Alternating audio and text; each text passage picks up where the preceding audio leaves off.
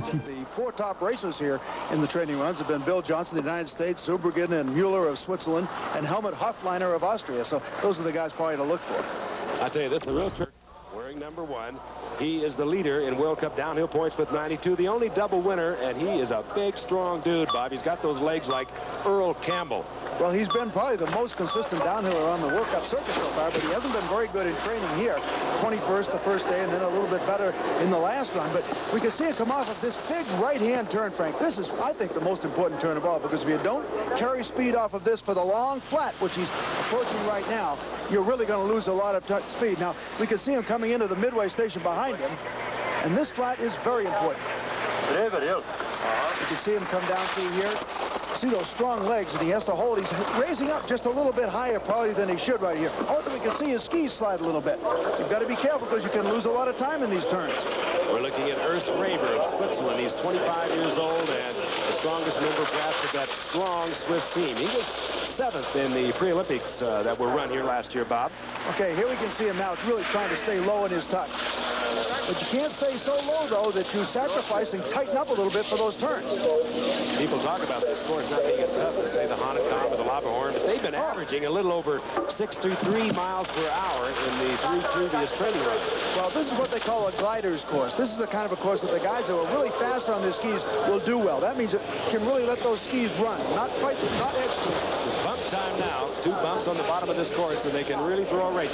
Okay, one of them's coming up right here. Oh, we can see him did a very good job staying down, getting right back in his tuck. That'll be Urs Raber's running time on the right. Compare the other racers as they come down against that time. He'll trip the electronic timing device, and you will have the results for Urs Raber. It's a lot slower, Frank, than it has been in the earlier runs. Raber was 21st, 6th, and 13th in the 3 previous training runs. So here's Raber down the mountain. A very strong Swiss runner. And meanwhile, up at the top of the hill, the pride and joy of the United States, Bill Johnson, who has really shaken up the European establishment as far as the downhill racers are concerned. He's a cool one. He really is. Let's go back and take a look at some of the things that have happened to him. This is at Wengen when he won the first American ever to... Look at that. That's probably the most miraculous recovery I've ever seen, and still have a racer come through and win a ski race. He went clear off the course. Again, I'll say it. He was the first American ever to win a World Cup downhill. There were a lot of the racers, including Franz Palmer, who didn't think much of that victory. Well, we can see it was snowing there, and it was foggy, all kinds of bad conditions. But the kid did come through, and I'll tell you, he left them talking to Their 4 races, and then a week ago at Cortina. Let's take a look at Bill Johnson once again. And this is where the Europeans really had Bill Johnson call their attention. He's going a little bit wide. He lets the skis flow, and that's very important on this downhill. Look at how low he is here, and he had the fastest time in this training run. Bill Johnson, a 23-year-old valley boy from Van Nuys, California. He's either really cool, Bob, or he's one of the great actors I've ever seen. Nothing ever seems to shake him. Johnson, who stunned the Europeans a few weeks ago with his win at Wengen, the first American ever to win a World Cup downhill. He came right back a week ago, Bob. He got a 4th place in Cortina, and he has really got the Europeans buzzing. Well, he sure does, and he's also been great in training. He's at a 1st place and a 2nd place. You know, a lot of people might have thought it was a fluke, but he's obviously proving it is no fluke. And the key is to carry the speed off that first turn. You must have good carrier speed for the flats down through here. You get a little bit of air right in there. Looks like he is carrying speed. The thing that's so good about it, and I talked to Karl Schranz, the great Austrian champion, as we see him on the flat before the midway station here, is that he glides so well. He rides his skis well. We can see that midway station right in the background there.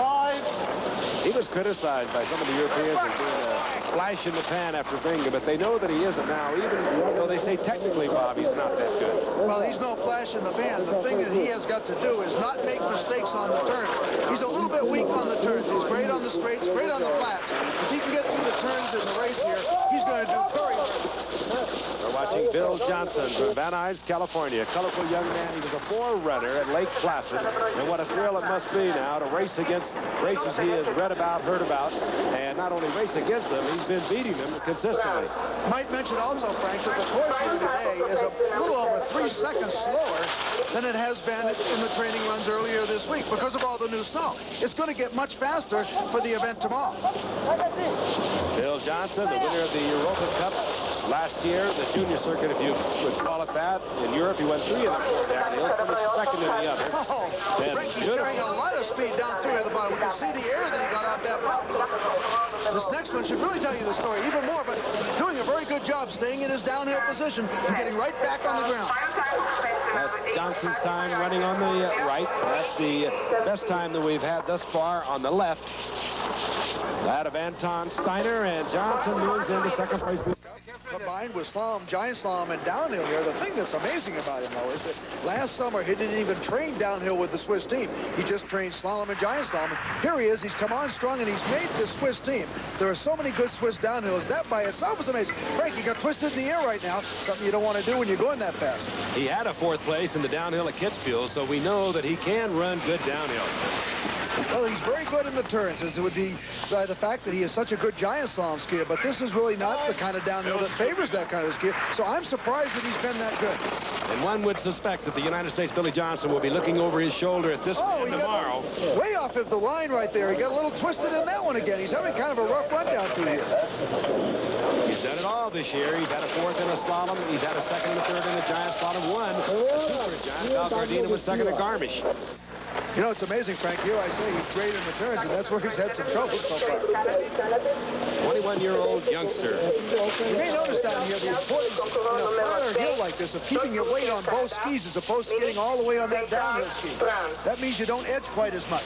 This course, nearly 2 miles long, and I'll mention it again, they have been averaging about 63 miles per hour in the training runs, and you start from a dead stop, so somewhere along the line you're hitting 70 or 75 miles per hour. Well, right off the top there, yesterday they told me that they were hitting up to 85 miles an hour a day before that, so they are concerned about the speed. Look at him carry it right off of that bump, Frank. Beautiful pre-jump, stayed almost in his tuck. You know, the thing that we should emphasize again with the new snow here, it's a lot slower than it has been, so if it gets cold tonight, freezes up a little bit, it's going to be about 2 or 3 seconds faster tomorrow. Then they'll really be going in the air. That's Anton Steiner's time on the left. Zurbruggen, now look, he stood up, Bob, so his time is really not going to be reflective, and nevertheless, Zurbruggen has really fine time, and he stood up right at the end. And he had a ragged run. So well. He'll be coming down shortly, already a legend in ski racing. Gold medal almost ended right here.